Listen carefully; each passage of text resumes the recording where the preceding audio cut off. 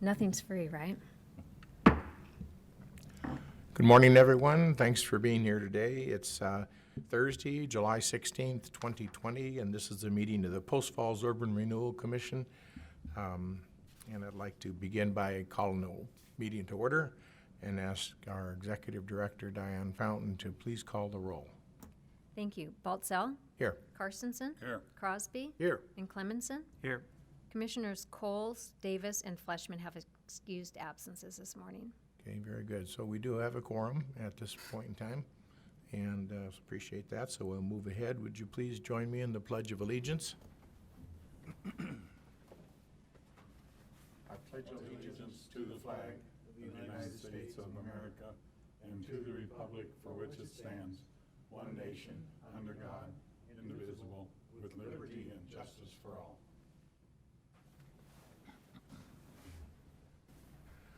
Okay, thank you. Ceremonies, appointments, and announcements, first on the agenda. I was going to make a little bit of an announcement on our newest commissioner, Christy Fleischman. However, she's on excused absence today, so we'll follow that up on next month's meeting. Conflict disclosures. Do we have anything on the agenda that any of the commissioners that are here this morning would have conflict with? Seeing none, we'll move on to the consent calendar. Director Fountain, please. Thank you. Item A in the consent calendar is a commission meeting minutes of March 19th. Item B is the Finance and Policy Committee meeting minutes of June 11th. Item C is payables for this month totaling $4,596.56. Item D is the bank activity report, which shows total all funds of $5,777,701.47 and accrued interest for the month of $4,234.76. Item E is the financial reports as of June 30th, which includes the third quarter budget to actual.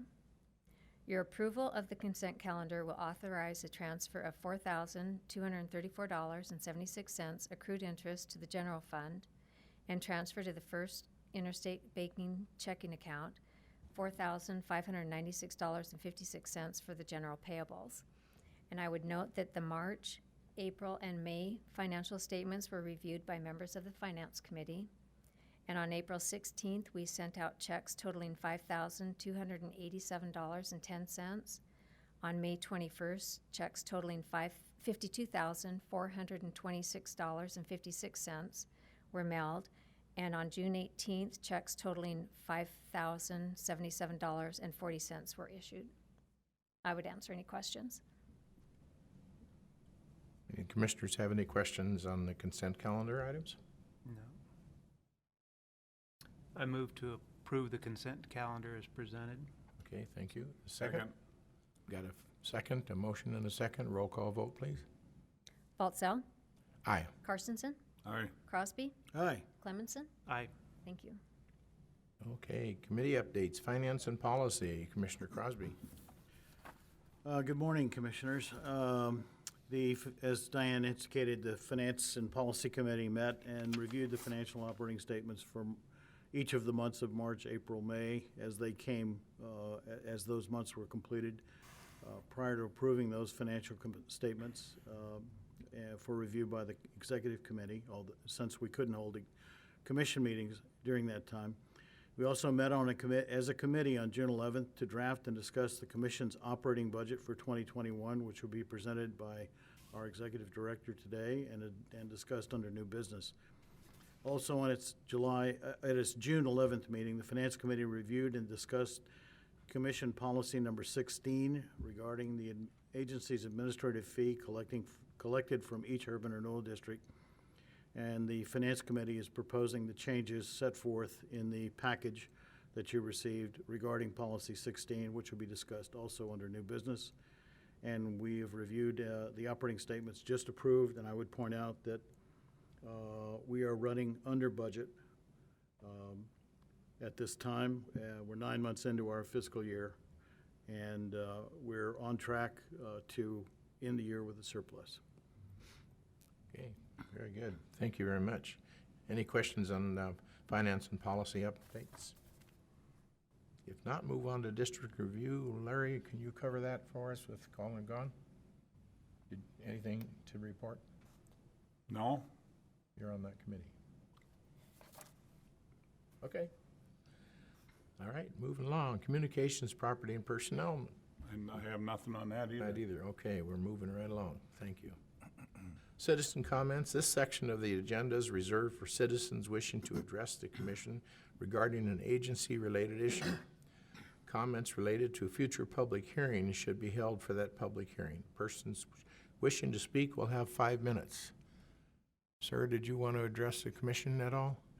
Okay, very good. We'll move on to unfinished business. I don't think there is any unfinished business that I'm aware of. So now we'll move into new business, policy 16 revision under new business. Thank you. As Commissioner Crosby stated, Finance and Policy Committee met on June 11th to review this policy. It increases the yearly administrative fee to $25,000, which will allow the agency to continue operations as we close the Expo, Centerpoint, and East Post Falls districts within the next few years. As these districts close, it eliminates almost $100,000 from administrative fees that we assess the district proponents for our operating expenses. The admin fee has not increased since 2012.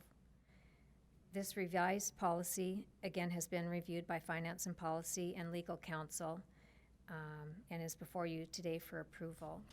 Commissioner Crosby, did you have any further? Yes, thank you. As Diane pointed, the administrative fee is set forth in the state legislature, the state law regarding urban renewal, and initially was established in 2010 to help the agency offset its operating, administration, legal, and engineering costs of overseeing its district. And we have not changed that fee since 2012. We've had increases in expenses over that period of time. Increase that we're proposing it works out to be about 6% per year over the past 9 years. And and the change is effective as of July 1st, 2020. Okay. Also, is it not true that most urban renewal commissions charge a percentage of commitment or balance or something which is significant larger than anything that we're doing here? That is true. Most urban renewal agencies have a fee provision that sets a percentage of the tax increment that they receive. So, and that runs typically from 15 to 27% in the case of one agency. For instance, for every $1 million in tax increment they receive, they would put $270,000 of that in their pocket. Wow. Okay, very good. Any questions on that at this time? If not, I'd entertain a motion to approve. Mr. Chairman, I would move the approval of the proposed changes to policy number 16 having to do with the agency's administration fee. Second. You got a second? Any further discussion? Roll call vote, please. Baltzell? Aye. Carstensen? Aye. Crosby? Aye. And Clemenson? Aye. Thank you. Okay, when you're ready, let's move into the budget workshop. Oh, yeah.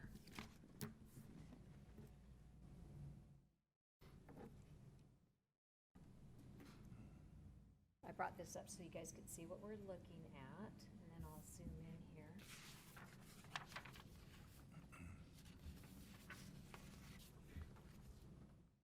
This is our proposed budget for fiscal year 2021, and I'll start with the revenue portion up here. The revenue is taken from property valuations that I received from the county, the preliminary figures, and then I take an estimated levy rate, which has continually been decreasing over the past 5 or 6 years. So I take the average of that decrease and deduct it from last year's levy rate, and I come up with these figures. In the Expo District, it's anticipated that we'll receive $390,000. Centerpoint, over $771,000. East Post Falls, $3.4 million. And the Post Falls Technology, $133,000. Our interest income for fiscal year 2021 is anticipated to be $18,000. That brings our total revenues to $4,747,446. We have a carryover in the East Post Falls District of $5 million. So the total funds available for fiscal year 2021 are $9,788,731.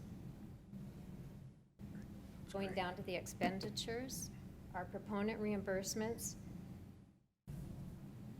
we anticipate that we will pay out the increment that we receive, less the admin fees, in the districts who have already put in public infrastructure and paid for it up front. So we're reimbursing them for that infrastructure.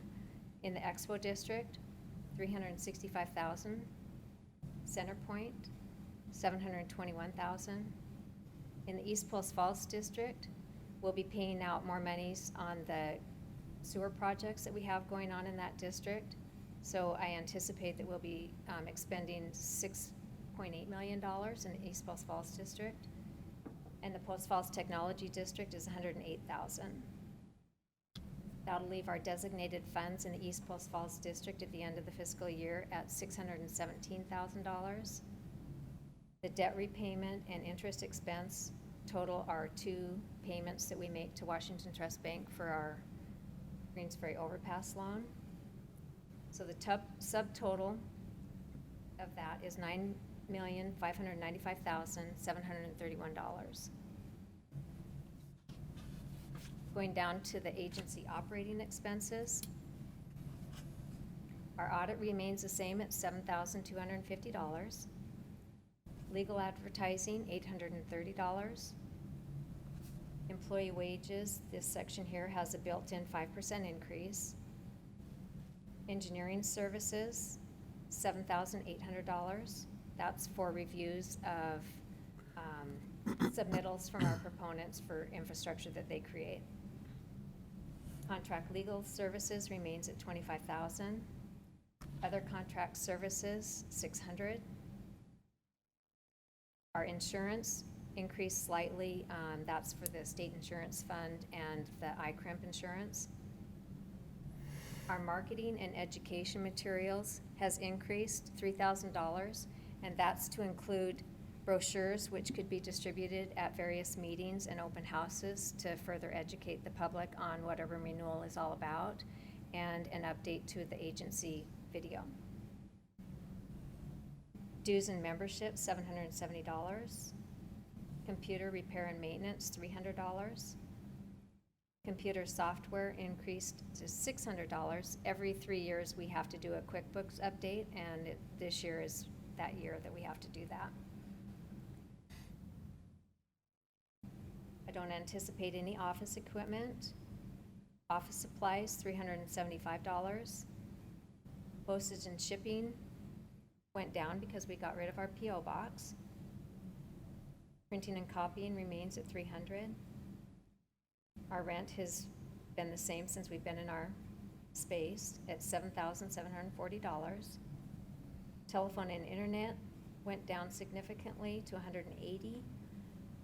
Our meetings, $240. Website design and hosting went back down to $420. Our contingency remains at $5,000.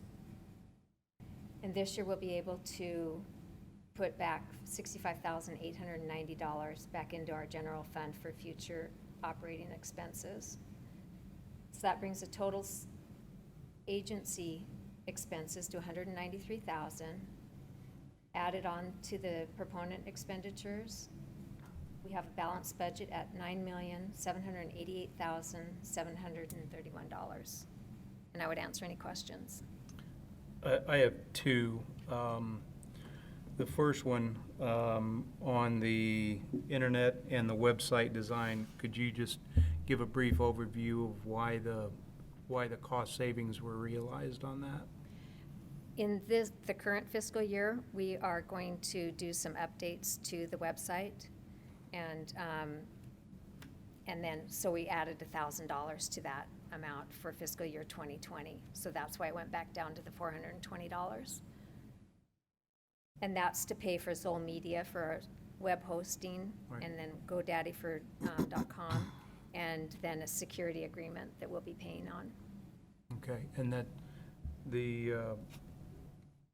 so I remember from the workshop, the committee discussions, Commissioner Fleischman suggested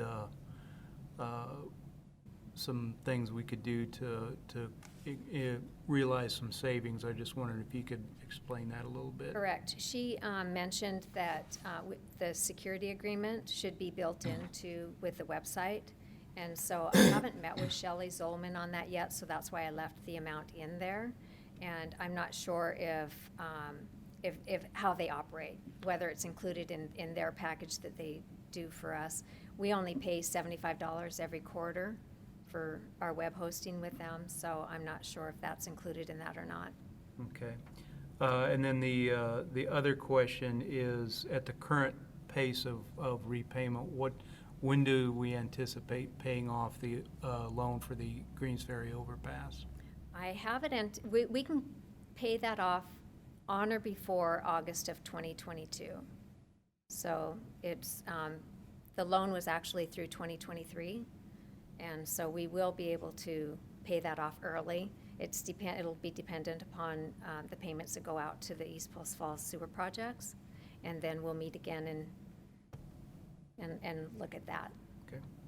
Is the updated forecast for expenditures for that sewer improvements and so on compatible with our anticipated revenue that we'll have Yes. available? Yes, absolutely. And then some? Yep, maybe? the bids Actually came in didn't- actually less than what. Yeah, the bid for the 12th Street expansion came in less than the engineers had projected. Oh, wow, good.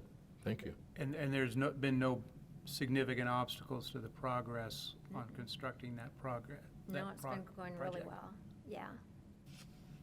Yeah, a lot of people were saying, what on earth is that big mountain of dirt for? And they didn't see the hole. That was pretty impressive. The reports that we get from Keller and Associates are pretty impressive and very detailed, so I send those on to you, and so, yeah, they're fun to look at the pictures of a hole. I know it's a different subject than the budget, but I think we all probably received that card from the State Highway Department talking about the improvements to Highway 41 and how they're gonna do the lineup and paralleling of the roadways, the existing and the new, including the bridge over the railroad. And that's gonna be pretty exciting, and that's really gonna fit in nicely with what we're doing out there and in terms of improvements all the way out to that. So, Absolutely. yeah, thank you very much. Mr. Chairman, I would point out two or three things. One is our tax increment, even though we continue to see development in each of our districts, the increment received in each of those districts is projected to go down, except in Tech Park, primarily because of reduction in the levy rates, which is good for the taxpayer. And our 2021 budget also highlights the closing of the West Celtice District, which will return almost $300,000 in annual tax increment to the various taxing entities. And the last point is our operating expenses. If you look at the projected tax increment, our operating expenses of $190,000 reflect an expense level of about 4% of our tax increment. Very good. Thank you. Any other comments or questions regarding the budget proposal? So I need a motion to approve the proposed budget as presented and advertise in the Quarterly Press for our public hearing on August 20th. Okay, do we I hear? make that motion to Okay. Second. approve as presented. Okay. Is there a second? Second the motion. Okay. Any further discussion? Hearing none, roll call vote, please. Baltzell, Aye. Carstensen, Aye. Crosby, Aye. and Clemenson. Aye. Motion's carried. Good job on that, all of you that worked on that budget, and it almost looks easy. And it's just, good job. We're pretty consistent on our expenses, so that's a good thing. Yeah, And for we sure. pay out what we bring in, so, back to the proponents, so. Plus Diane pinches every penny. Absolutely. And you pinch it twice. Yeah. Okay, very good. Moving on. Item number 9, staff report and updates. I just wanted to note that Highway 41 upsizing project was awarded to Raz Construction of Bellingham, Washington. Their bid was $800,672, which was $40,000 below the engineer's estimate. Work on that will start next month and be completed by the end of the year, probably in the fall. And then, as we discussed, work continues on the 12th Avenue Lift Station and EQ Basin, and completion of that project is anticipated February of 2021. Okay, very good. I think what I saw was that January should be substantially complete, but there's something they have to wait for that'll hit in February and Correct. something like that. Yeah, okay. Any other items? Okay, yeah. Any questions on the staff report? No. Okay, seeing none, we'll move on to commissioner comments. Mr. Chair, Chairman, I would like to acknowledge the city's technical staff who provide us with all of the technical materials that we need to send this out to the public, and to acknowledge Kit, who retires today and has been a stalwart forever, and done an amazing job for the city and an amazing job for each of the commissions that meet here. So, thank you. Absolutely, for sure. And I know I said hello to Stephanie this morning and didn't realize that I've been looking at her eyeballs over the computer for a while already. Thank you for that, and let us know anything we need to do our part better. So, okay, any other commissioner comments? If not, I'll just take a what? Go ahead. No. I'll take a short whack at it, and that is, we all know that what not only Kootenai County, but the whole world is dealing with on the coronavirus, and how that's affecting everything around the world, and it's difficult to call that normal and deal with it in a normal way. And do you wear a mask? Do you not? And I guess at this point in time, because of how things are changing, they're recommending that we do wear masks, even if it's not required by a particular business. But at the same time, I think most everybody is keeping a pretty good upswing on it. It seems like the ones that maybe are doing a little better are the ones that have a family unit that they can do things with and share their ups and downs and stuff. And we'll see how it goes into the school year, what that does for students. Hopefully we'll get students in classrooms as soon as possible, and the Gonzaga basketball team needs to be playing, and the women as well. Yeah, so anyway, we're looking forward. I saw on the news last night, the Idaho Vandals football team are limiting their home games at the Kibbe Dome to 5,000 people when it's got a 16,000 capacity. So, well, at least some people will get see the game, but the rest of us have to watch it on TV, I guess. But Do they ever get more than 5,000 fans at those games? Shame on you for saying. Sorry. shame on you. I can tell a Montana man. That's a Grizz speaking. Yeah. I was gonna say, take it for what it's worth and where it came from. And the Missoula kid is ranking our Vandals. But also, just one quick note that has nothing to do with urban renewal, but the Washington State Cougars were supposed to play Idaho early in the season, and they had to they canceled that game, all non-conference games. And the end result of that is a loss of over $500,000 in revenue to the University of Idaho that they would have received for being willing to go and get knocked around by the Cougars.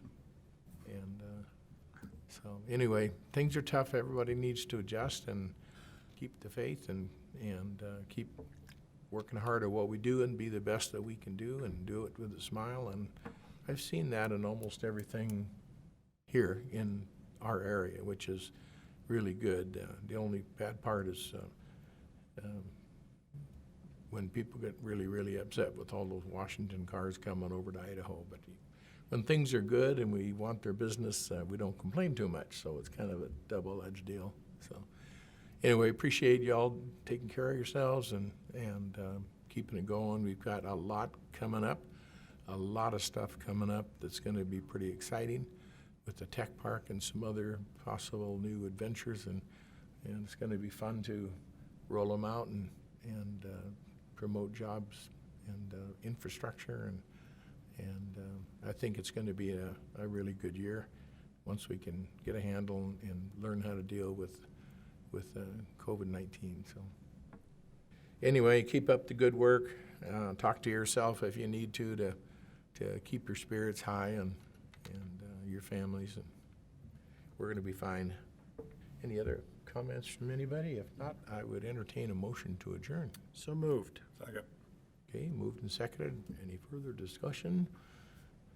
All in favor say aye. Aye. Opposed, same sign. Motion carried. We are adjourned.